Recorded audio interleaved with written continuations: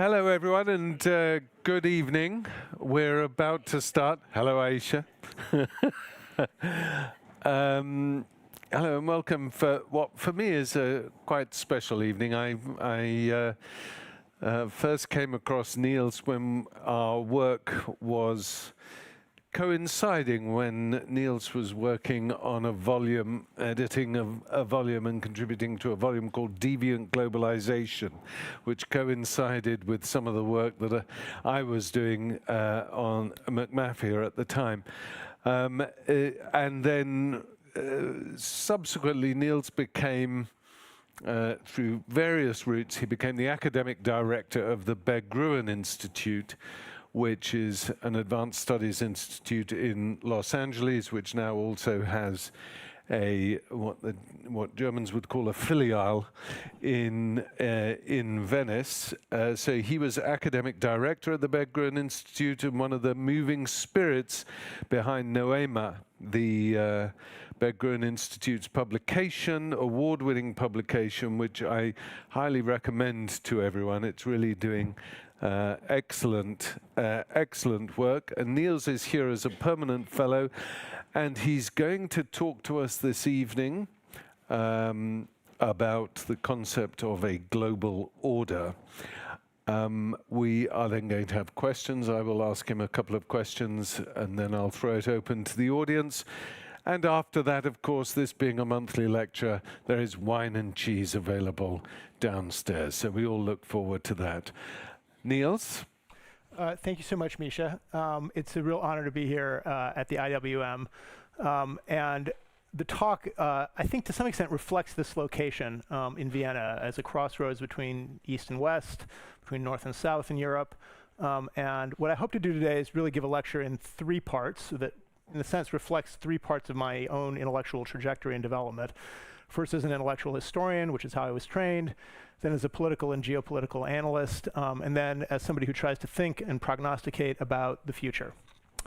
And the topic that I want to discuss is the topic of world order. So any world order is a conscious political choice. It's a cumulative and complex response to the international system. A global order doesn't necessarily mean peace, but it does imply a relatively stable set of institutional arrangements for addressing the challenges of the moment. As my friend, the Johns Hopkins historian and geopolitical strategist Frank Gavin, who's written extensively about world orders, has discussed, it's easiest to understand the concept of world order in contradistinction to the concept of the international system. The international system, according to Gavin, describes how the world works. What are its principal drivers, dangers, constraints, actors, opportunities to shape global affairs. A world order, by contrast, represents how the dynamic forces of the international system are channeled and structured into a recognizable form. A world order is thus the cumulative and complex political, institutional, cultural, and normative response to the international system. Another thinker who has been quite influential in my own conceptualization of world orders is the American historian Gary Gerstle. He's worked primarily on political orders in the domestic context of the United States. For him, an order is a constellation of ideologies, policies, and constituencies that shapes politics in a persistent way beyond electoral cycles. The true mark of a political order's triumph, according to Gerstle, is its ability to bend the political opposition to its will. In other words, an order remains contested until its rivals accept the premises of that order as the baseline for all future political debate. So Gerstle cites the way Dwight Eisenhower accepted the New Deal and the way Bill Clinton accepted neoliberal marketization after Reagan. Establishing such an order requires a long march through the institutions, both government and civil society, sustained deep pocket donors, intellectual networks, and activist bases. And finally, every political order requires a moral order to sustain it foundationally, a set of values that allow diverse groups to reconcile their differences within the system. So for the liberal international order, which I'll be discussing at some length, cosmopolitanism was in some sense that moral order. Now, Gary Gerstle isn't talking specifically about world orders, but most of the premises that he proposes for political orders in the United States, I think, can be transposed into thinking about international orders.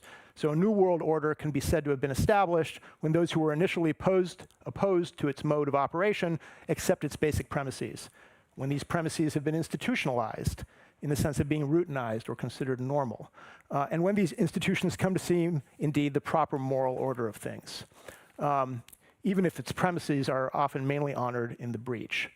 Thus, just to illustrate the point, we can speak of the world order in post-Napoleonic Europe, the concert of Europe as it was known, as having the following features: that legitimate dynastic authority was preferable to republican regimes, that European security was to be managed by a small directorate of great powers, Britain, Austria, Prussia, Russia, and eventually, quite quickly, France, in order to prevent revanchism there. That smaller states were the object of the order, not the co-authors of it. That no single power would be permitted to dominate the European system, a principle that would be collectively enforced rather than left to ad hoc alliance switching. That major crises, such as border disputes, would be addressed through congresses among the great powers. And these took place in a series of congresses that happened after Vienna, in Aix-la-Chapelle, in Trepeux, Laibach, and Verona. That intervention was permissible in other countries when systemic order was threatened, for example, in order to suppress revolutionary fervors. And that war, though legitimate, should be limited in scope. There were to be no wars of annihilation or ideological crusades. And finally, that all of this rested on the moral superiority of European civilization. In other words, these rules applied only to European states. What was done in the colonies and the empire was a completely separate moral order. Okay, so what I'd like to do next is talk a little bit about where this concept of world order comes from. It enters into English in the late 19th century as a translation of the German term Weltordnung, which had long been in usage, particularly among post-Kantian philosophers. The Kantian background, I think, is crucial for understanding the meaning of this term, because at its heart is the concept of what Kant, in the Critique of Judgment in 1790, called immanent teleology. That is, the idea that systems contain purposiveness that arrives not from some external telos, but rather from the inherent internal organizational logic of the system itself. In other words, they contain an endogenous logic that rationally directs their development towards some stable and mature form. Indeed, the term immanent teleology and the term world order were both introduced into English in the same 1886 translation of the work of the neo-Kantian German philosopher Kuno Fischer. Although Kant himself did not use the term Weltordnung, and this was likely intentional for reasons we could get into in the Q&A, it's not a coincidence that he, in fact, articulated what would be seen by others as the first normative vision of a world order in the contemporary sense that we use it today, 5 years after the Critique of Judgment, when he published his famous essay, Perpetual Peace, a philosophical sketch. Now, the latter work, which I'm sure many of you are familiar with, was written in 1796 amid the world historical, ideological, and political disruptions brought on by the French Revolution. And famously, it imagined a universal network of republican states resolving their differences not by the age-old methods of war, but rather through a parliament of nations. Now, while Kant didn't cross-reference the Critique of Judgment and Perpetual Peace, the two were connected deeply at the level of philosophical architectonics. In effect, the Critique of Judgment supplied the philosophical substrate that made the hopeful political claims in Perpetual Peace intelligible and plausible without lapsing into the Kantian bugbears of either providentialism or utopian metaphysics. In the Critique of Judgment, Kant made a general tripartite argument. First, that we must judge natural systems as if they were purposive. Second, that this purposiveness is immanent, is internal, is natural, that is inherent in the structure of the system and not imposed by an external designer. And third, that this teleology is regulative, not constitutive. In other words, it guides judgment without making metaphysical claims. And now, crucially, Kant extended this logic beyond biology to nature as a whole, suggesting that we could judge nature as if it too had ends. For Kant, this was not theology, but rather a method for making sense of the complex, self-organizing processes without claiming that they are literally or intentionally designed. 6 years later, in his Perpetual Peace essay, Kant took the further step of treating interstate politics as a self-organizing system, driven not by benevolence, but by what he, a decade earlier, had called unsocial sociability, ungesellige Geselligkeit. The human tendency to seek society because we need others, while simultaneously resisting, competing with, dominating, and frustrating one another once we're all together. In Perpetual Peace, Kant argued that monarchical states, because they are driven by the egos of an individual monarch, are basically motivated as humans are. Commerce creates interdependence, but competition leads to wars that exhaust those states. The solution for Kant was the universalization of republican constitutions that would reduce incentives for conflict. In other words, states would pursue their self-interest, and interactions would generate system-level tendencies which could be objectively, and that was the word he used, objectively judged as oriented towards peace. As such, the tendency of history mirrored biological immanent teleology in that even absent a providential external designer, and even if no one had a conscious plan, there was nonetheless an intelligible directionality towards systemic ordering. And so, by metaphor, just as an embryo tendentially develops in the womb to be a baby without any will or intention on the part of either the mother or the fetus, and then the baby tendentially grows into an adult, again without will or plan, so it is that the historical order of things, according to Kant, tends naturally to evolve into a stable, peaceful form. Note that while this tendency is innate, or immanent as Kant says, the analogy to biological development also makes clear that such developments are not inevitable. A baby may develop a birth defect, the mother may miscarry, or the baby may be ripped from the womb. And so it is with the neo-Kantian concept of world orders.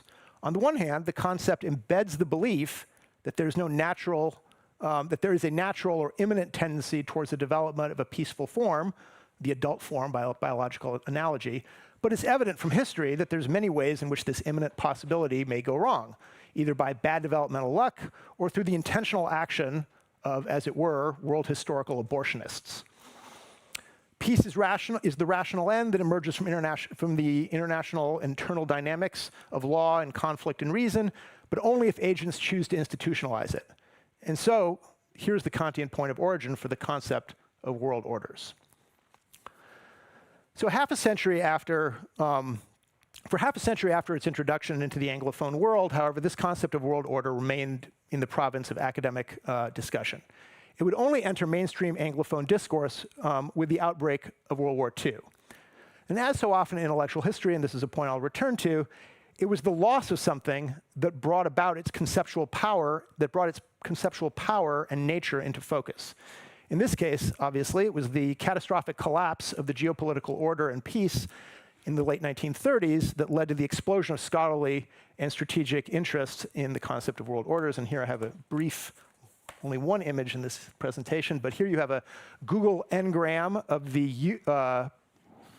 the frequency of the use of the term world orders in English.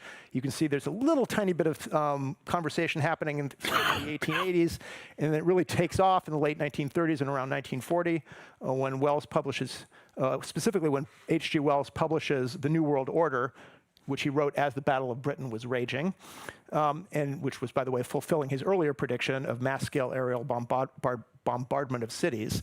And then, as you can see, there's a brief discussion of, there's interest in it in the 1940s, begins to take off again in the 1950s and 60s. There's another peak right around the time of the collapse of the Soviet Union. There's a discussion of what will the New World Order look like. Then there's an abeyance of that as that New World Order becomes sort of stabilized.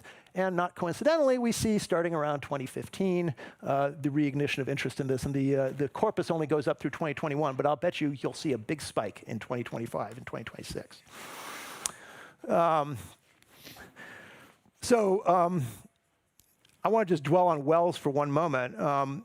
Wells, in his book, A New World Order, advocated for a scientific world state, a society run by experts, engineers, and administrators, And he was spurred by the fear, which was obviously very alive at that moment, that if what he called rational men didn't take control, then irrational totalitarians and demagogues would inevitably fill the vacuum. And indeed, what we see emerge during World War II is an explicit effort on the part of various rational men, intellectuals, and grand strategists to design a post-war world order.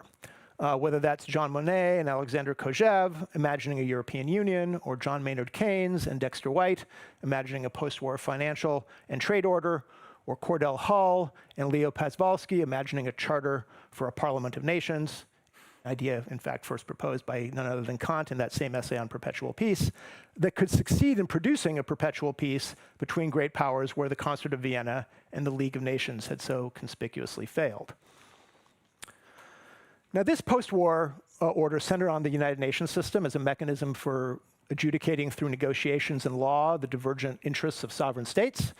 It was never perfect, no order is, but to give credit where credit is due, there have been no direct wars between great powers on its watch. The nuclear counterproliferation regime worked better than anybody would have dared to hope in 1955. And global prosperity has increased mightily during the 70-year post-war run.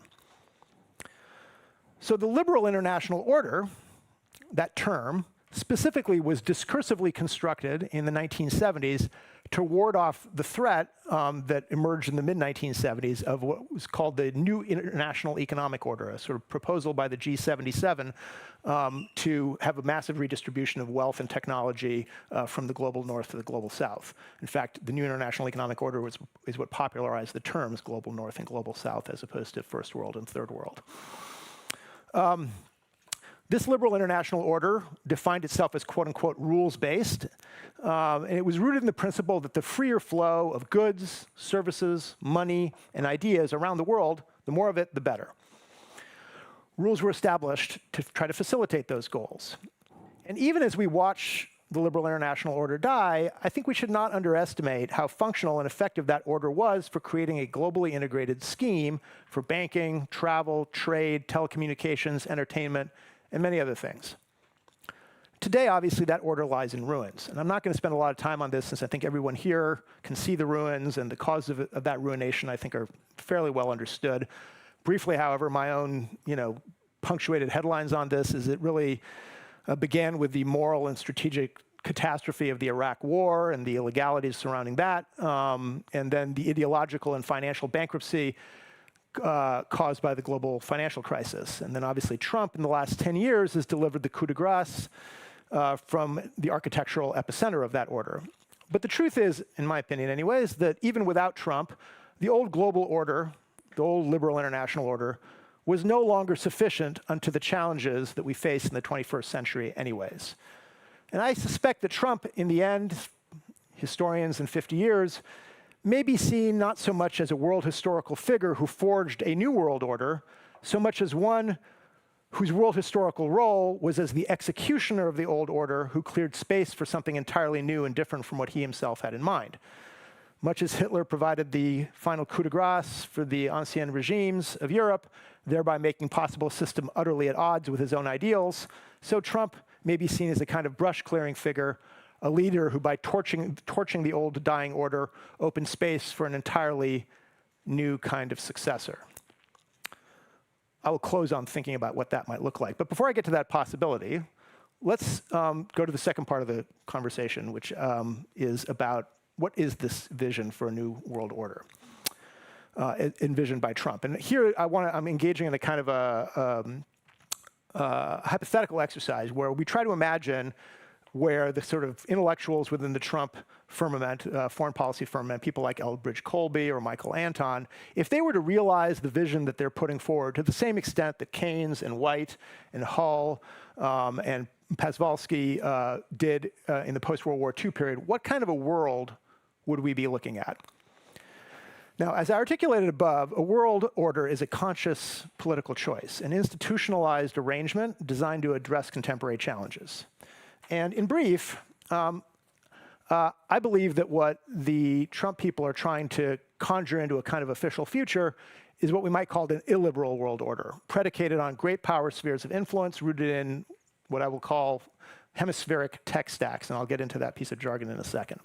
So here I'm going to do a little bit of a close reading of the 2025 National Security Strategy, which for any of you who haven't read, it's not very long. It's kind of a hair-raising read, and I recommend it. It really represents a decisive pivot from the universalist rules-based order of the norms of the post-World War II era and proposes a replacement with a fragmented sovereigntist system organized around American preeminence within its own geographic sphere. And by the way, if you read it carefully, it's actually a document that is marked by strategic retreat and belligerent rhetoric. It envisions regional hegemons managing their own neighborhoods, with each hegemon running a vertically integrated stack of technology. And in this vision, championed by people like Colby and Anton, it aims to create an international system made up of a network of illiberal democracies that have prioritized national interest and internal civilizational coherence over abstract globalist commitments. The foundational requirement for this new order that they envisage is the aggressive reassertion of ideological hygiene within each sovereign state. The strategy proposes or posits that long-term security is impossible without, and I quote, the restoration and reinvigoration of American spiritual and cultural health, which is quite a statement to make in a national security strategy. This necessitates, and again, this is all in the strategy, the systemic suppression of radical gender ideology, woke lunacy, and what the strategy views essentially as a kind of crypto third worldist tendency with anti-sovereigntist characteristics. Ideologies that seek to dissolve the distinct cultural and political identity of traditional nation states in favor of transnational or multiculturalist abstractions. But, in other words, the moral substrate of the liberal international order.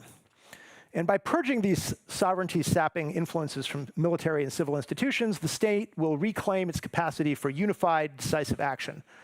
This domestic consolidation is a prerequisite for the illiberal template, a world where states are defined by their cultural specificity and hermetic, that's the word they use, hermetic borders, rather than the adherence to a single liberal global standard.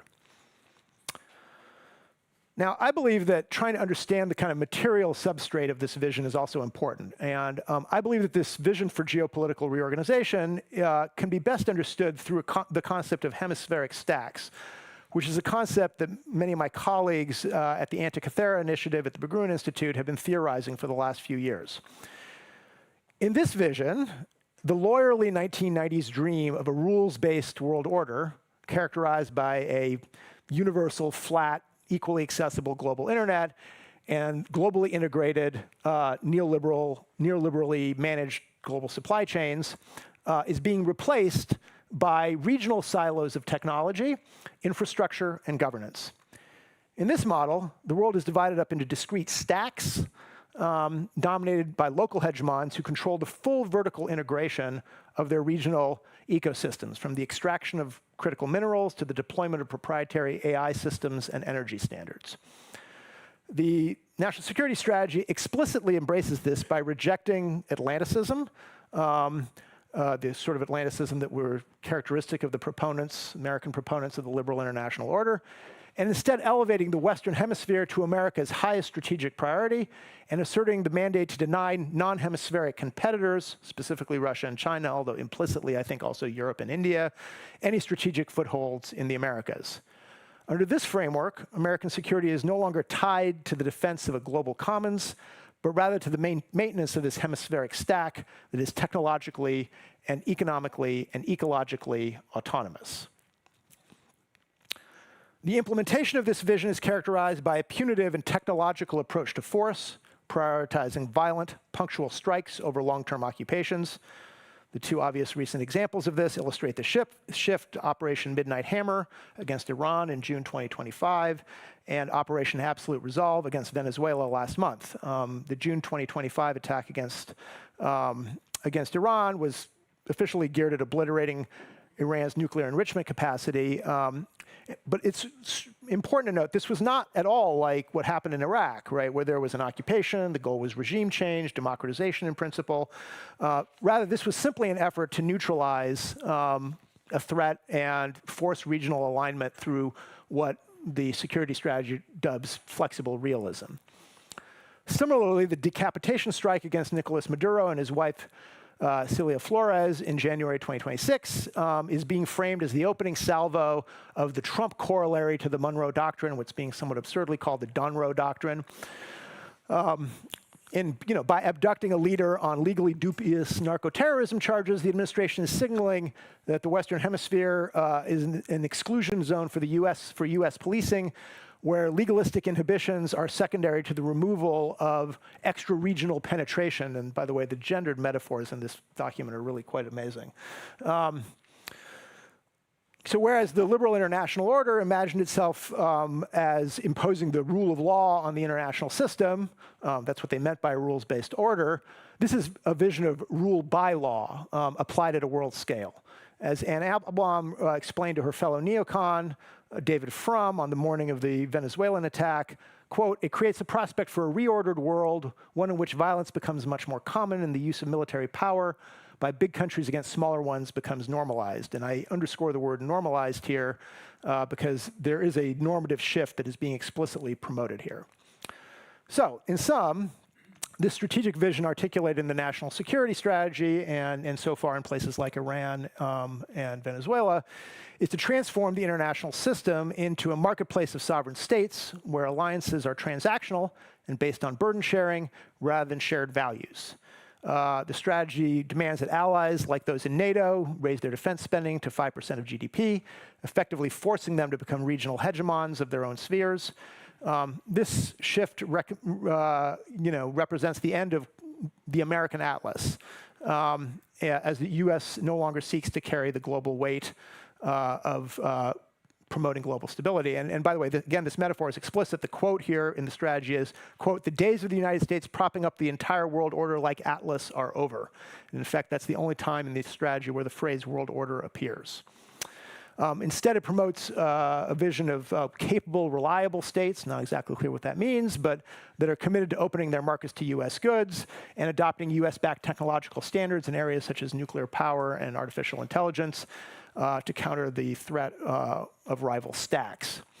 In this order, peace is not defined by the absence of conflict, but by the stability of regional arrangements where hegemons suppress their own domestic liberal dissenters and handle challenges with the unapologetic use of force, pettifogging lawyers, and pansy-panted intellectuals be damned. Okay. While the Trump team is plainly succeeding in its effort to burn down the liberal ideological consensus in the West and its attendant institutional order, the vision it's pursuing of an illiberal world order contains one very deep and profound flaw, well, maybe several, but one that I'm going to highlight for the rest of this talk, namely that it's fundamentally and explicitly blind to planetary scale risks. By prioritizing what they call energy dominance through oil and gas and dismissing climate concerns as nothing more than, and I quote, disastrous ideology, the current strategy is attempting to hard code in the New World Order a refusal to deal with the world's growing biogeochemical risks and dangers. The shift towards regional hemispheric stacks may enable the management of things like migration and trade, but it leaves the world without a mechanism for addressing any of the threats to long-term ecological survival, all of which fundamentally exceed the scale and scope of the sovereign nation state or even the regional hegemon. They propose to build a network of powerful, culturally cohesive regional fortresses, but are doing so on a planet of shared physical systems, whether they like it or not, and which are, again, whether they like it or not, increasingly volatile. In short, the opportunity cost of this sovereigntist restoration is the abandonment of any effort to build an institutional order capable of managing the literal ground upon which these hemispheric stacks are built. So the tragedy of our current moment is the refusal to see that a fragmented world order of regional hegemons is just as anthropocentric and just as blind to planetary reality as the liberal international order that it is replacing. However, one thing that the Trump people are right about is that the transition from the dying liberal international order to a functionally relevant successor does require a fundamental shift in the locus, the place, the site of governance. If the problems of the planet were limited to just anthropocentric questions of political power, then the vision that the illiberals are promoting might make a certain kind of savage sense. But these are not the primary problems of the present moment, which are today, as Frank Gavin has recently put it, the problems of plenty. In other words, planetary problems caused by unregulated overproduction and overconsumption. Indeed, these problems are so clearly unaddressable by any world order of sovereign states, be it the now defunct liberal international order or the emergent illiberal world order, that the Trumpniks find themselves obliged to just dismiss these problems as ideological fictions. But of course, they're not fictions. Space junk is increasingly occluding low Earth orbit. The carbon load in the atmosphere is increasing with increasingly dire climatic effects.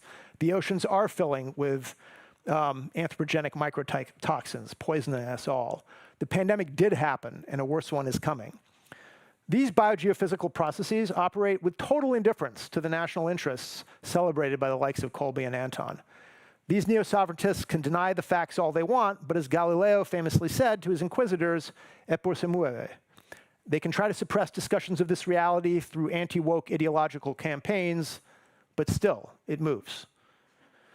Every order contains the seeds of its eventual demise, and we can already see those seeds sprouting even in the newly emergent illiberal order's ostrich-like refusal to admit the existence of these kinds of planetary challenges.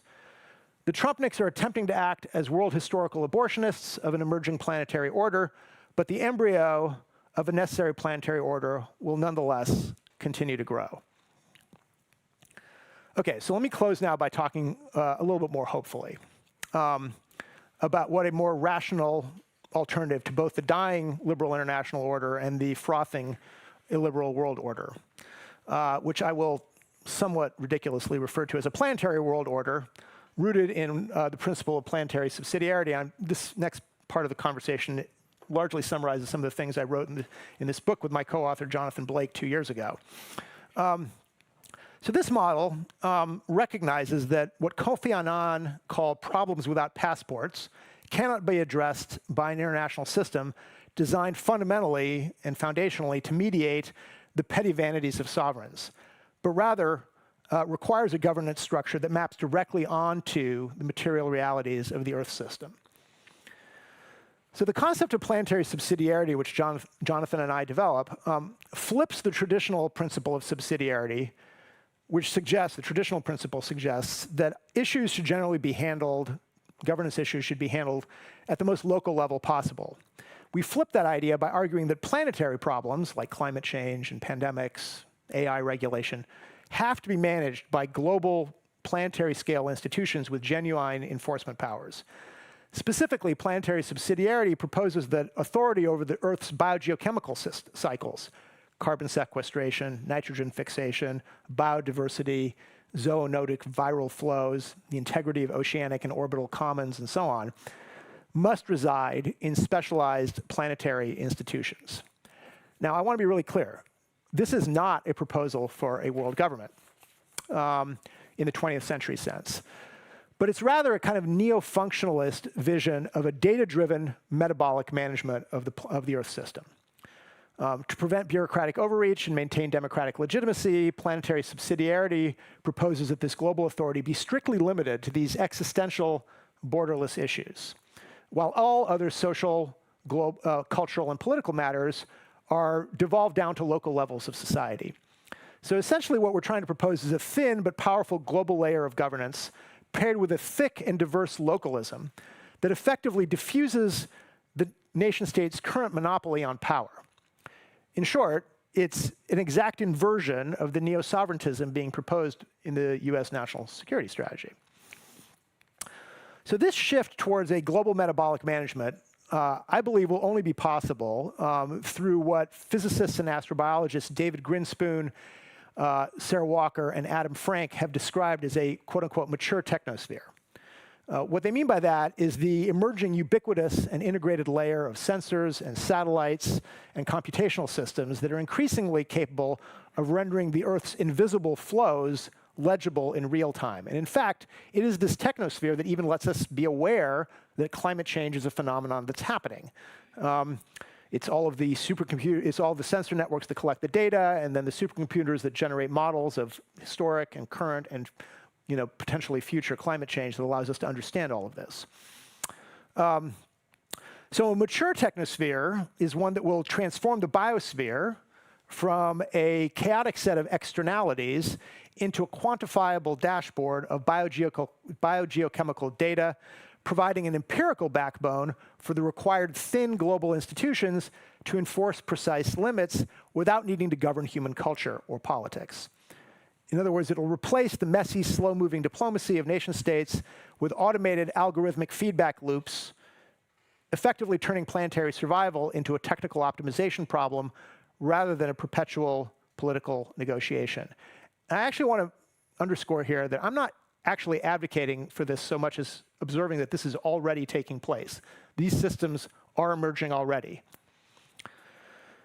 So this kind of a system would likely entail, or will, I think, entail, super intelligent computational systems setting the parameters for biogeochemical throughput, optimized for, ideally, long-term multi-species flourishing. In this vision, whether a nation-state is a multicultural liberal democracy, an authoritarian theocracy, a socialist republic, or whatever, is irrelevant to the planetary institutions. What matters is the state's carbon footprint, its viral surveillance compliance, or its management of the nitrogen runoff. And by governing the planetary at these planetary scales, we remove the burden of planetary scale ecological management from nation states, which are geographically incommensurate to and therefore structurally incapable of taking care of those issues. Okay, so one of the questions I often get asked about this is, how will this system get enforced? And here I think we need to move beyond the kind of realist cliches about hard security to think about what decentralized enforcement mechanisms will likely look like in cybernetic and market-driven terms. So in cybernetic terms, the monitoring and management of these planetary risks will be hard-coded into the global system through this maturing technosphere. We can already get an advanced foretaste of what this is going to look like through things like the automated adjustment of shipping lanes in response to the presence of whales in the St. Lawrence Seaway or off the coast of California. And I want you to understand how this works. There's sensor networks in the water systems that then communicate with satellites to tell that the satellites then communicate down to the ships, which are automatically rerouted to go around the whales. Nobody's making decisions about this, okay? Imagine that applied to 1 million different systems. That's what's coming. Whether that's dystopian or utopian, your mileage may vary. In terms of markets, we can get a foreshadowing of decentralized enforcement mechanisms through the way in which insurance and reinsurance companies, which take the risks posed by climate change entirely seriously because it's their money on the line, are changing the economics and construction of construction and maintenance in high-risk zones like the Gulf Coast of California, Gulf Coast of the United States, forcing change on these localities no matter what the denialist ideologies of their political leaders are. Before you think I'm just totally wild about this, I want to go back and emphasize that in my vision of this, at least, the principle of subsidiarity also dictates that while planetary institutions will manage these global commons, authority over cultural, social, and political life should, and I believe will, be pushed downwards towards more local and immediate levels. This creates what I think is the hopeful dimension of this world order. It's actually an opportunity to to promote and preserve radical diversity, even in a world of increasing integration and ecosystemic destabilization. In my view, one of the reasons why the liberal international order failed is because it attempted a kind of Kantian universalization of human rights and liberal values, often serving as a thin veil for Western hegemony. By contrast, the planetary world order, at least as I'm trying to describe it here today, is indifferent to the internal cultural configurations of its constituent parts, provided they operate within the guardrails of planetary biogeochemical stability. And this will allow for the flourishing of localized spaces for differential cultural and political preferences. In a world where the carbon cycle is managed by a mature technosphere, an indigenous community in the Amazon, a multicultural city-state in the Rhine Valley, and a traditionalist enclave in Texas can all pursue radically different visions of the good life. One might prioritize secular technocracy. One might prioritize secular technocracy, while another might focus on religious communalism.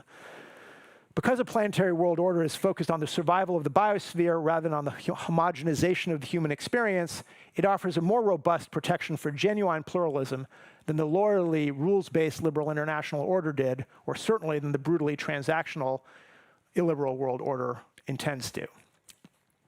Okay, I will summarize briefly. As the English historian and theologian Thomas Fuller observed in 1650, coining an original cliche, the darkest hour is always before the dawn. Paradoxically, those of us who advocate for planetary governance may come to thank Donald Trump, or at least may marvel at how the embryonic logic of history worked its invisible hand through the feral figure of Trump. After all, the old neoliberal international order was also incapable of dealing with planetary challenges, and it was extremely good at fighting off any such challenges. In this sense, in serving as the undertaker of that dying order, Trump is opening a path for a new inheritor to emerge. And here I would also emphasize that it's worth remembering that the executioners of old orders are not necessarily, indeed I would say rarely are, the ones who end up defining the new order. In France in 1789, in Petrograd in 1917, in Tehran in 1978, those who initiated the toppling of the old order were not the ones who would eventually define the new order. Indeed, in each case, the topplers of the old order were among the first to the wall in the new order which eventually emerged. I'm not calling for anything with Donald Trump, just to be clear. My hopeful thesis, which might be called a kind of neo-Hegelian riposte to the neo-Kantian concept of world orders, is that the cunning of reason, die List der Vernunft, is currently at work through the executioners of the old order. By burning down the neoliberal consensus and its universalist pretensions, the current sovereigntist turn is clearing the ground for a successor species of governance. A planetary world order, even as I paint it here, will not be a utopia, but it is a protopian strategic necessity. Protopia is a term coined by the philosopher of technology Kevin Kelly about 15 years ago to describe sort of incrementalist improvements in the current world system. The planetary world order acknowledges that we are a planetary species that has until now governed itself merely as a collection of warring tribes. And to reach the next level, our mindset will have to shift from a defense of the sovereign republic to the stewardship of the planetary household. It will require building up the sensing infrastructure of the mature technosphere, hard-coding planetary risks into our financial architectures, and radicalizing local political autonomy over questions of culture and identity. In sum, I think we have to embrace the paradox that the only way to save the local and the particular is by governing the planetary. Thank you.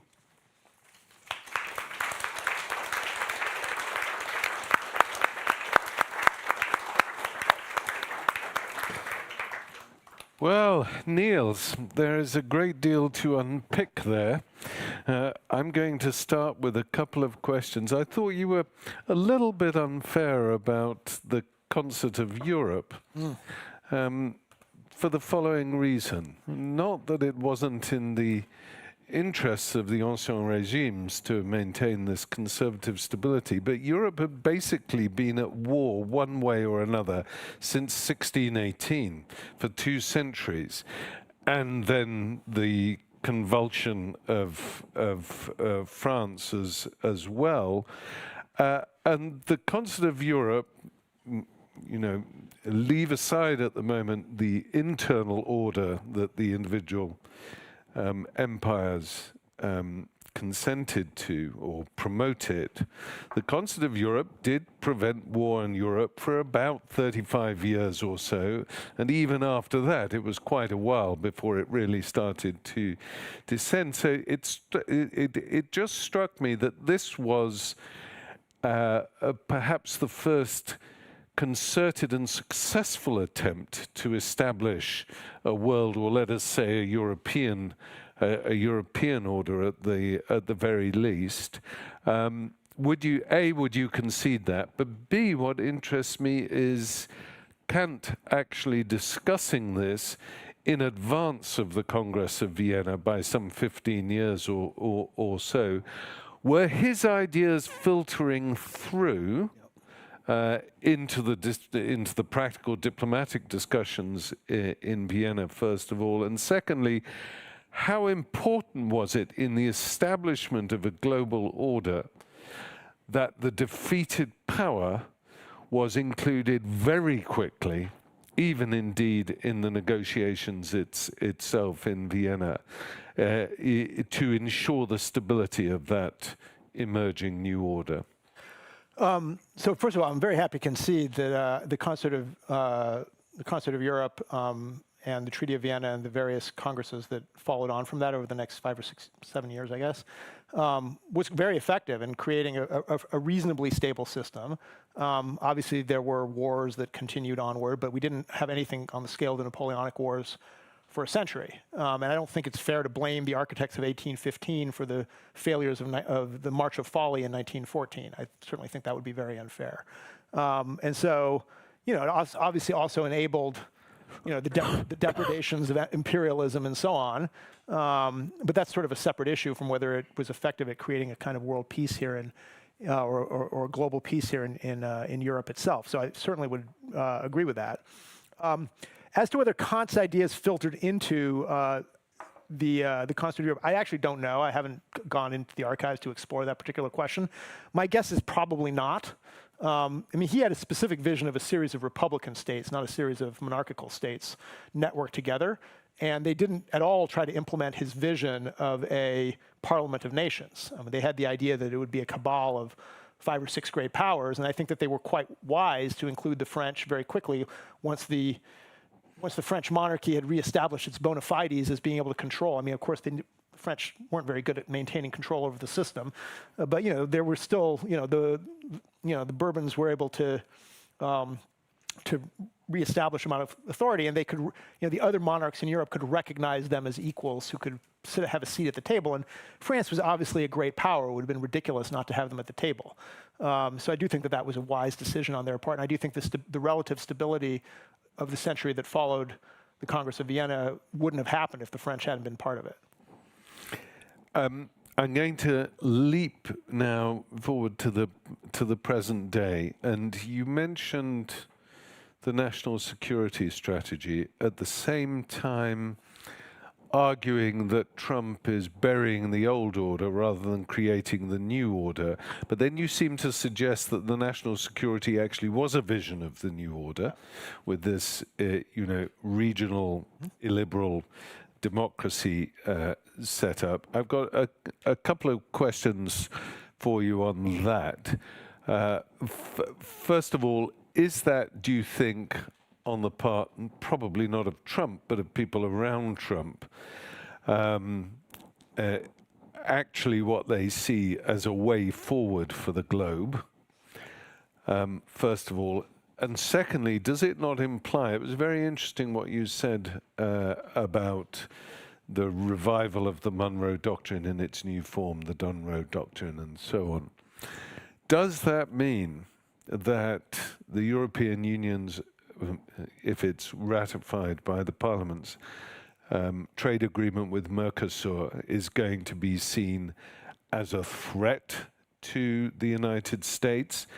And does China's already extensive penetration of various markets in South America, is that, in that case, something which the United States will have to confront and remove if this order is to emerge as you outlined it?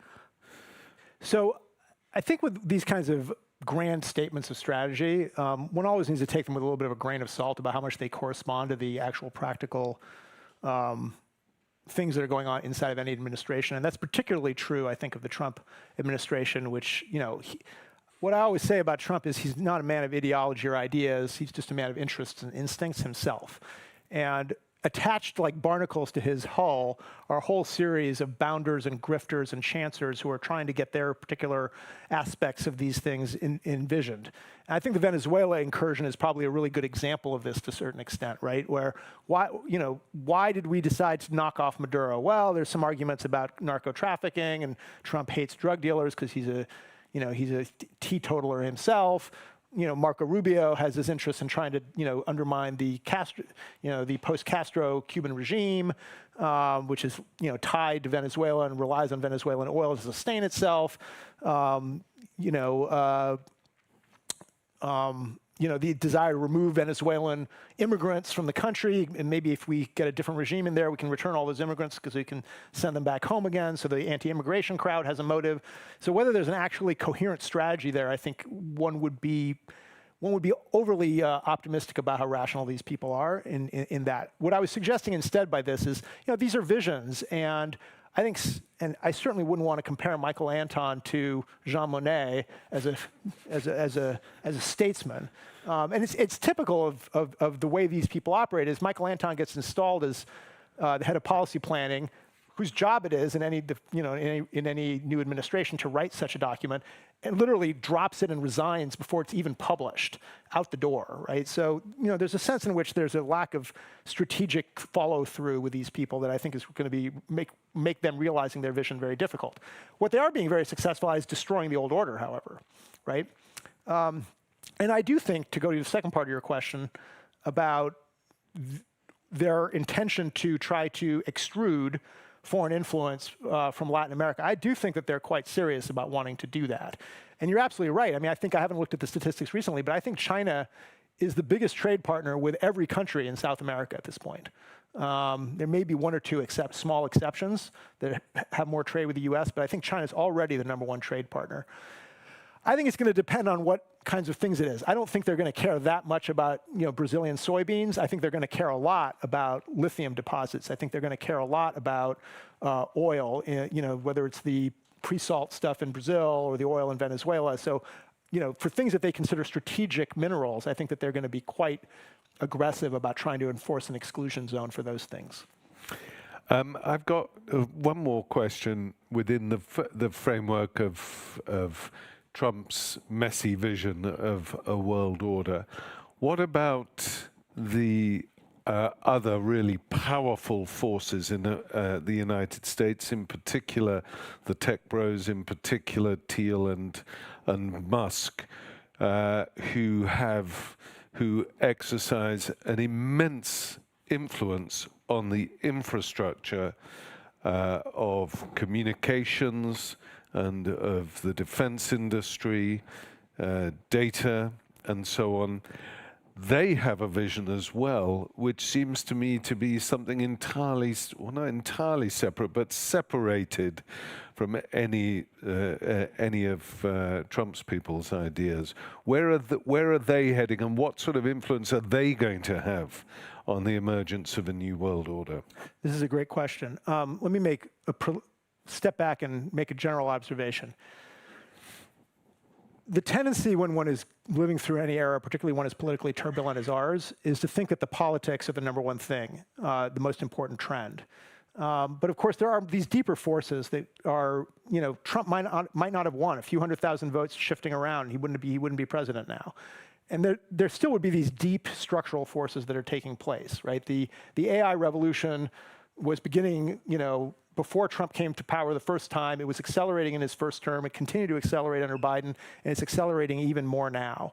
And this is a deep secular trend that has nothing to do with politics. Politics can potentially derail it, channel it a little bit, but technology has a force of its own, especially when one considers things over time scales. So then the question we have to ask, specifically with respect to technology, so actually one more point on this. I think when historians look back at the 2020s, what's going to be the thing that people think is the most important thing that was going on, the defining features of the 2020s?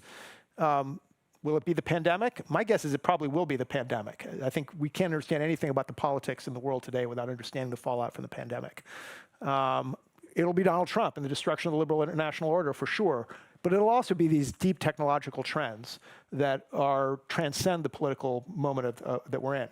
So then we have to ask, what is the politics of the leaders of these big tech firms? There's a big tendency in the West to only want to focus on the Americans. I just want to, and I'll get to them in a second, but I also want to note that this technological stuff is happening in China too. And in China, there is no air gap between what's happening in the state and what's happening in the companies. The kind of question you just asked about whether the tech bros have a different agenda than the people in the White House is not intelligible in the Chinese context. And so my strong suspicion is the things that are happening there may end up becoming more important ultimately because there's less tension and conflict, in northwest Beijing as opposed to northeast Beijing or central Beijing. But then to get directly to your question about the American tech bros, there's a tension there, and this is part of the incoherence of the Trump brand. They are one of the barnacles. They're maybe the largest barnacle that's stuck to this Trumpian ship. I remember when Elon Musk was running Doge during the first month of the administration a year ago. He was brought in, he starts, laying off lots of people and destroying whole parts of the government by, cutting off their IT support, or whatever exactly it was they were doing. At the same time, you have Russ Vought over in the Office of Management and Budget, who is busy, trying to figure out how to cut things over there. Both Russ Vought, who is he's a theocrat, and Elon Musk, who I think wants to build a state or wants to deconstruct a state that has any ability to regulate him doing whatever the hell he wants to do, which varies depending on what level of chemical he has in his brain on a particular day. They have a shared vision, and I have a somewhat off-color joke that I like to tell about this. In February a year ago, you basically have a giant rusting factory that analogizes to the US government. And the new mob boss is in town, and he says to the guy standing behind him, for proper consideration and due respect, and a little bit of money on the side, I'd be happy to tear this thing down for you. And Elon Musk and Russ Vought are standing behind him. They're like, yes, tear it down. We're going to build our own thing on the backside of it. The problem is, once they tear it down, they have very different visions of what they want to do afterwards, the thing they want to build. And Russ Vought is sitting there with a blueprint for what he wants to do on this brownfield site, which is build basically a giant megachurch. And Elon Musk has a blueprint for what I assume is like a casino and a brothel. And I don't know how that architecture is supposed to work. Are we going to have the giant megachurch with a casino and a brothel? And at some point, these guys, they're in agreement they want to tear down the old rusting factory, but they're not at all in agreement about what they want to build afterwards. And this is why I say, and the argument I was trying to make here is that the real significance of these people will not be what they build. They're building nothing. The only thing they've built so far is a secret police force, and that's probably not going to last forever. They're not building any other institution. So their real significance is what they're destroying. And then I think at this point, it's time to start thinking about the opportunity space that that's going to create for other people. Thank you. I'm going to throw it over to the audience now. I'm going to go to Nigel, first of all, who I can see at the back getting mildly agitated. So this could be interesting. Do I introduce myself or just, yeah. Okay. Sorry, Nigel Inks, the guest of the Institute here for a month. That was, fascinating exposition, but focused inevitably very much on the American dimension. I want to pick up, I want to pick up one thing you just said and mildly take issue with that and ask you something completely different, which is your characterization of, the China tech stack, so to speak, as a kind of monolith. I don't think that's entirely fair. It's what the Chinese Communist Party would like it to be, but the reality is rather different. China's technology companies have their own interests, their own priorities that don't always mesh with those of the party. And the party has been engaged in a rather complicated dance to try and align the technology companies with its priority objectives. So I think I would say I think it's more complicated than that. But sticking with China, because you set out a kind of American-centric vision of a future world order, there is another competing one. And we've heard, we've seen over the last 2 or 3 years, Xi Jinping coming up with, let me get this right, there was the Belt and Road Initiative. There's a global development initiative, global security initiative, global civilizational initiative, and now global governance initiative. And these initiatives are being marketed as globally relevant.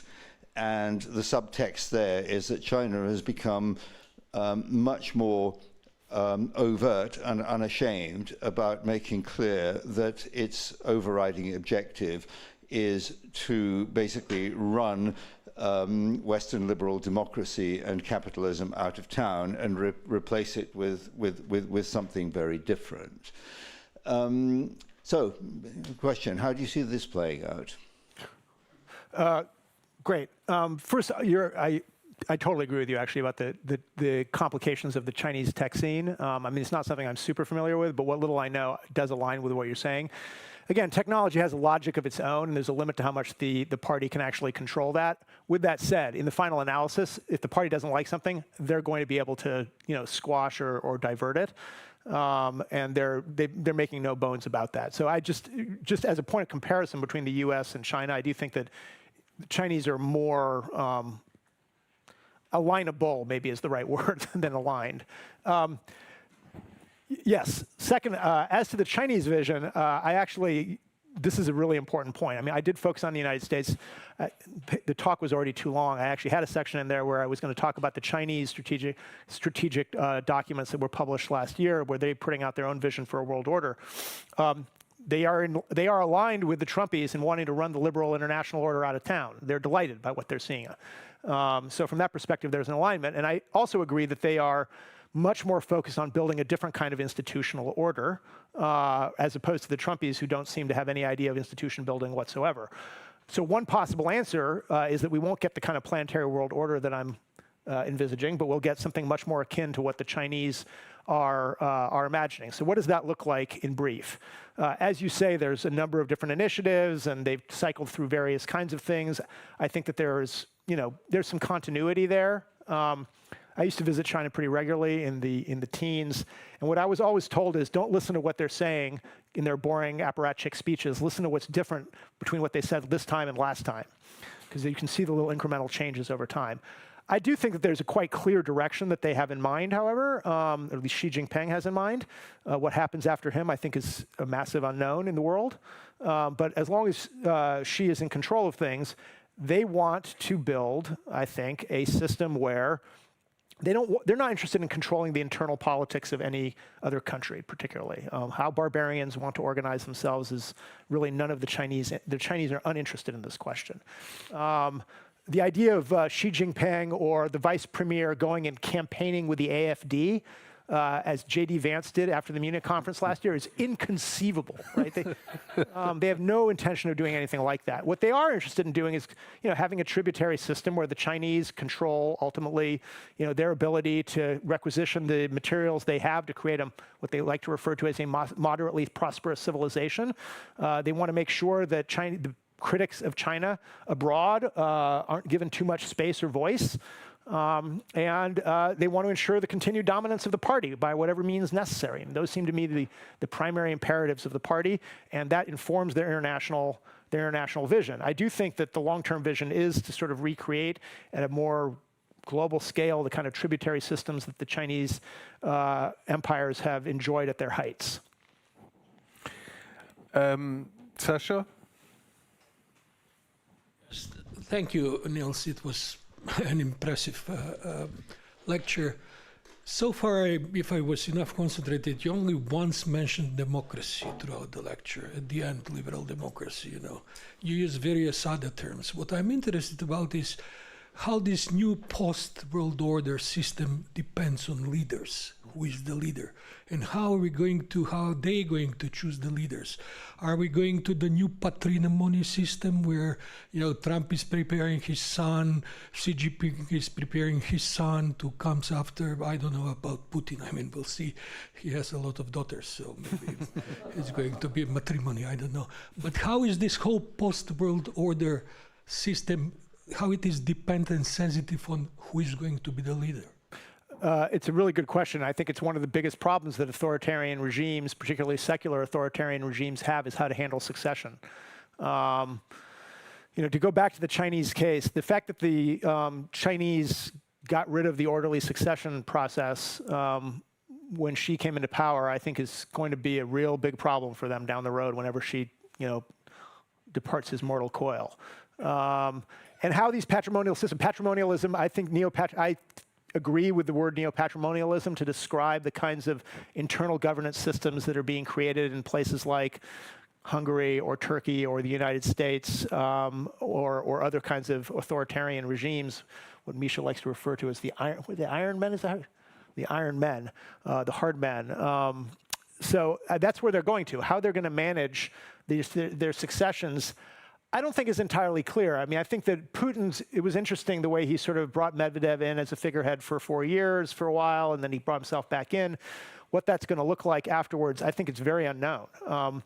But whether there's going to be a democratic restoration at the end of these things, I think is also pretty unclear. I mean, you look at the course of authoritarian regimes, They tend to last decades before there's a democratic restoration, and there's no guarantee even after that that that's going to happen. I mean, you know, how long was Franco in power? He was in power for 40 years or something like that, right? Other places it's only 20 years. But And he wasn't overthrown, he died. he died, right? And if Carrero Blanco hadn't been assassinated by the ETA, who knows? Maybe it would still be a dictator. I doubt it would be that way now, but we just don't know. So I think it's a great question. I don't have an answer to that. I think this is one of the, but you know, I think a lot of these guys just think après moi la déluge and forget it, right? Clemena? Wait for the microphone because of the recording. Thank you. Yeah, thank you. This was very interesting. Can I ask you something connected to what you said at the very beginning? So you have a world order, and somehow it presupposes a moral order. And I think generally, most of us would think that this is a good thing. Having a moral principle at the heart of a world order is a good thing. But what if this is not the case?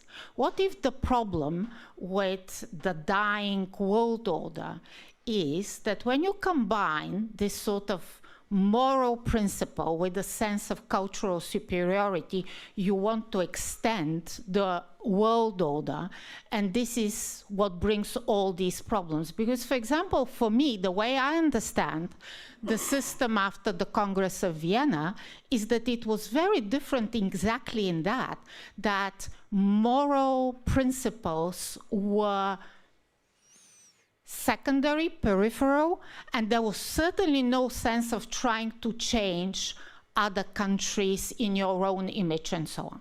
So just to give an example, when Trump went to Venezuela, the death toll so far, if I put in the extrajudicial killings of people in boats, is around 200 people.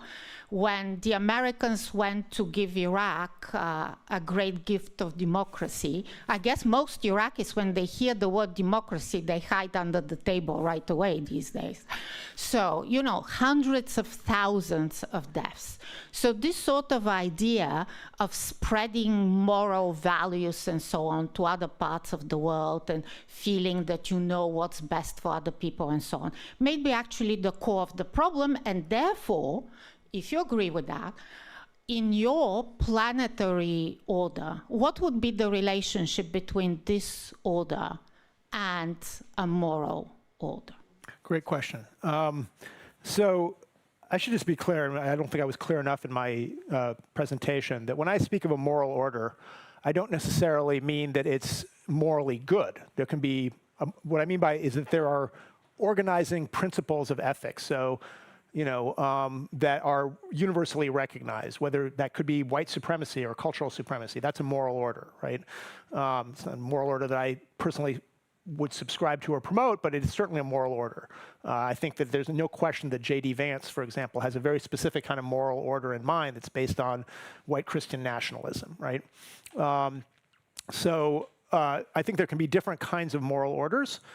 In terms of the normative vision that I'm putting out with respect to the planetary world order, to me, the sort of foundational ethical principle at the core of it, the ethical lodestar, is the idea of multi-species flourishing and human flourishing as being fundamentally embedded in the principle that we can't flourish as human beings, we can't flourish as human communities unless we live in stabilized ecosystems where other creatures are flourishing as well.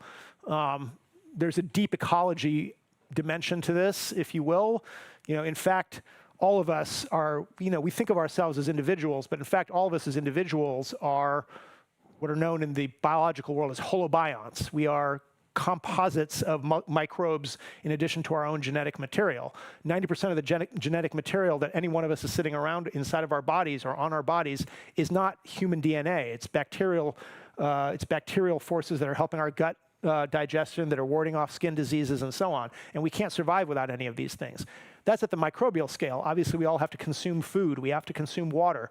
And so the idea that we want to have systems that are going to provide for healthy flourishing for ourselves as a foundational, literally material in the most base metabolic sense, as a foundation for us to be able to then build the kinds of communities, diverse communities that we may want to build.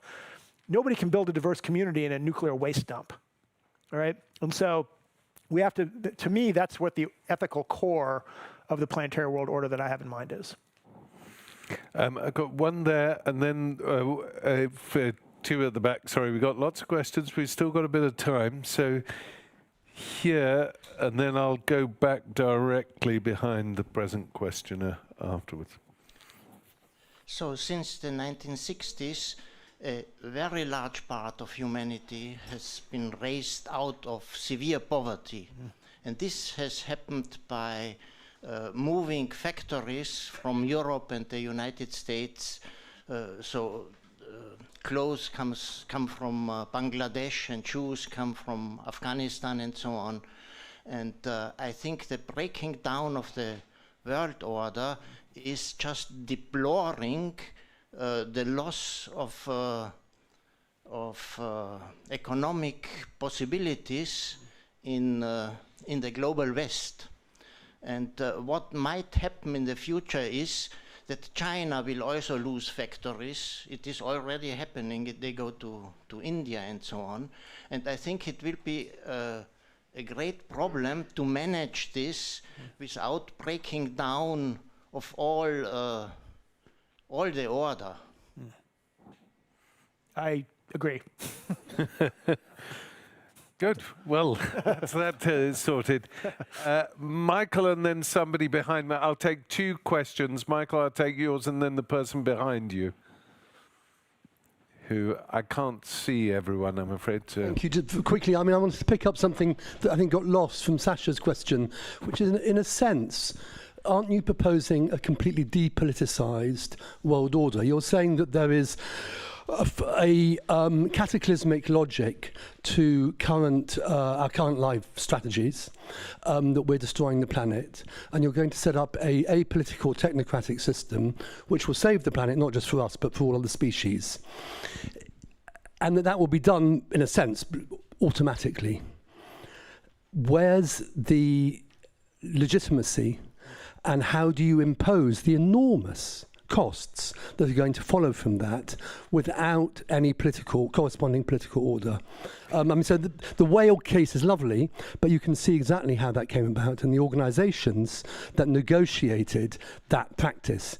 But where are the organizations that are going to impose this? I mean, water flows, cuts in electricity, demographic politics, etc. Michael, can you pass the microphone right back, and we'll have a second question. Yeah, I'm just in line with this one. I want to bring UN in the discussion because I want to touch your concept that you introduced about this global governance, kind of. We do have this organization, international organization, which proved beautifully failure. So how do you see this? If UN that was initiated in that years with such a good idea, where moral principles were kind of common to all the actors involved, we are now in a world that is driven by interests and individual communities, national or transpartinic. So it's such a mess. I just don't see how you see this global governance when neighbors cannot talk to each other sometimes because they are politically devised. Thank you. I'm with UN, retire UN, so I'm talking from experience. Let me try to take on both those questions. I want to make sure I answer them as fully as I can, but it may take a minute. First of all, on the United Nations. The United Nations was envisaged in the middle of World War II. I mean, visions for it go back much earlier. It goes back to Kant, as I said, in some way or another. And the particular design of the United Nations, for the most part, and the United Nations system, I should say, which includes things like the OECD and a whole series of other institutions that have been built around and through the UN system, is fundamentally about. Well, I actually want to give them more credit. They've failed in many respects, but they've been successful in some respects. What they were designed to do is set up to have nations, sovereign nations, talk through their differences amongst themselves through a legalistic-based system. And it was meant, therefore, to solve problems that are fundamentally about the competition and stresses and hostilities between states, all right? Which is why when you go to a UN meeting or an OECD meeting or one of these meetings, you sit around a giant table and there's people sitting around, they've got a little nameplate in front of them. It doesn't have their name. It says Uzbekistan, it says Belarus, it says whatever. They're representing their nation. They show up and they speak for their nation. And for issues where it's really, in theory, fair enough. That's the best case scenario. That's what it's designed to do, okay? That's what it's designed to do. I agree with you. They sometimes don't even do that. But in principle, that's what they do. And insofar as they're successful, they're doing that, right? The issue with these planetary challenges, and this is a pivot to Michael's question, is that the planetary issues that I'm discussing, these flows of things, let me just pause and make a definitional point. This category of the planetary that John and I are trying to promote in this book is really a category we're trying to introduce into the diplomatic and international relations lexicon in the same way that the global was introduced into the lexicon in the 70s and 80s, all right? Globalization, the first use of the word was according to the OED in 1968, and the first appearance of the term in the New York Times is in 1985, all right? And then, of course, it takes off to the point where you have people talking about the globalization of Michael Jordan globalizing basketball in the 1990s. Everybody understands what it means. So this concept of the planetary currently is jargon, obviously, but it's really meant to be in contradistinction to the global. The globe and the global of globalization refers to the flows of things around the world that humans are intentionally moving. Michael Jordan's perfume, ideas, money, people, goods, drugs. These are, all the things Misha writes about in McMafia. These are all things that humans are intentionally moving around the globe. The planetary refers to things that are also flowing around the globe. And by the way, those things that are being moved around the globe, they're being moved around the globe because there is a differentiation between demand and supply in different parts of the world. You can produce coca and cocaine in the Andes, and then the demand is in the noses of investment bankers in New York and London, all right? And so you have to move it around in order to get it from one place to the other. It's because of the borders, and it's because of the differentiation of human populations and desires and human differences that these things flow. The flow of planetary things like carbon, like nitrogen, like space junk, those things are things that humans are perturbing, but not things that humans are doing intentionally. Nobody's trying to put carbon in the atmosphere on purpose. Nobody's trying to create space junk. Well, the Chinese did once, maybe, but but for the most part, people, and yet these things flow around the Earth and don't have anything to do with our borders. And we don't have any institutional capacity to deal with those things. And the UN system was not set up to deal with those kinds of things. There's really only been one example, and it's a corner case, which was the Montreal Protocol to deal with CFCs. And it was a corner case because actually it was a very specific set of chemicals. There was a very small number of companies. Those companies actually wanted to move off of it anyways, and it's already breaking down anyhow. It's not even working very well anymore, the Montreal Protocol. So we just don't have an institutional architecture that's capable of dealing with those kinds of transplanetary problems.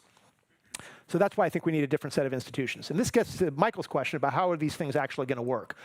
So the first thing I'd say about depoliticization, the answer is yes, and I say so without any apology. Every political system depoliticizes some things, right? You have to say there's certain things we're not going to have in debate. One of the reasons why there's, we're not going to have a debate about whether we're going to vote people into the gas chambers, right? We're not going to have a debate about that. That's not, we have a whole Bill of Rights and human rights, different conceptions of human rights in different countries, but everybody says there's certain kinds of questions we're taking off the political table. And my view, and this is a normative view, is that maintaining the biogeochemical stability of the planet should not be a political decision, right? And I believe many other people who are building technical systems believe that too, and they're going to build these systems whether we like it or not, okay? I think eventually there's going to be solar radiation management, whether we like it or not, and it's not going to be because there's some vote in the United Nations or somewhere else. It's because either we're going to have it put into place automatically, perhaps there's going to be some kind of deliberation in some kind of human-based institution, perhaps there's not. But I think it's going to happen no matter what. I actually think that these institutions offer a site, that, at least as I envisage them, for at least some amount of policy debate, rather than just giving over entirely to the tech bros to build these things themselves. So I think there's some hope in there. And then the last piece to your question that I would want to address is the question of legitimacy. And here I would say there's something really important to understand about people think so much about legitimacy and political identity connected to legitimacy. They think about it in the way in which people are supposedly attached emotionally to their national identities in particular. National identity occupies a huge amount of space in people's political minds, all right? But if you actually look at the formation of national identities, particularly here in Europe, but really everywhere, often it was the institutions that were built first and the national identities that came later. All right? And you could actually get people based on performance to be invested in the quality of the institution. So performance-based legitimacy is a very big way in which institutions legitimate themselves over time, right? This is why the Chinese, for example, say we're more legitimate than you are in the West because we perform better than you. I mean, I'm not there to defend that claim, but the basis for that claim is this idea of performance-based legitimacy, okay? And so I do think that there's some hope that if you build effective institutions that are capable of doing these things, first of all, you'll create a space for deliberation, and second of all, you'll create a space where identities and value attachments can happen to those institutions over time. I think we've got time for one more question, and I see a hand there. Is that Hannah? Yes. Yeah. Yes, it's me. Hi, I'm going to stand up so you can see me better. I want to go back to the technological solution and the tech bros that Misha already mentioned, or that you covered a little bit. But I think that the current sort of environment, or what we know currently, is that as soon as you gather a large amount of information, it's going to be either sold or used for surveillance. So the first one would be sort of in a capitalist or market environment. The other one would be more state-based, or also big tech companies. But essentially, if you gather some large amount of data, is never good, because or it's not going to be used just for good stuff. So I assume your answer to that would be the decentralization a little bit, but I would just like you to talk a bit more about this side of the technology that you're basing the order on. Like, how is it made safe, or safer? How is it made with regard to privacy, or but with regard to privacy and with regard to misuse? Right. So I think that the issues of privacy, in the domains you're talking about, you know, social media companies and all the things that we as humans interact with, that's a global problem in the sense I was talking about, not a planetary problem. This is human and interhuman issues, and the privacy issues that you're talking about that I know that you work on, Hannah, are enormous. And that's a whole other policy space. I'm not sure there's as many privacy issues necessarily having to do with monitoring emissions. So for example, we now already have satellites. There's a company called Planet Labs that already has a series of satellites up overhead that are monitoring at, 200-meter cell levels where emissions are happening all over the world. I don't know. I mean, I suppose there's a privacy issue there a little bit that, various countries may not be super happy about the fact that their emissions are being emitted, are being tracked by some third-party company, an American company based in San Francisco. That's maybe a national security issue, but it's not a privacy issue, right? It's not like your personal information is being disclosed by finding out that, gorillas are being poached in Virunga National Park, or that country X is exceeding its carbon budget, or that there's a nitrogen bloom happening in the Gulf of America. Right? I just don't see with these kinds of data sets that we have a real privacy problem per se. So. Yes, Nadia, one more question. We just got time. I really love this idea to take it out of our hands, the destruction of our own environment. But how do you envision buy-in? Like, who is going to execute? Who is going to be willing? Like, in the end, it's not an automated system, or do you envisage it as an automated system? I'm not saying I think this is good, but I think it's going to be heavily automated. Right. So, automated, but not necessarily good. There we are. Great note to finish on. Well, I think we all deserve some wine and cheese, but before we go there, I want a rousing round of applause for NILS GILMAN.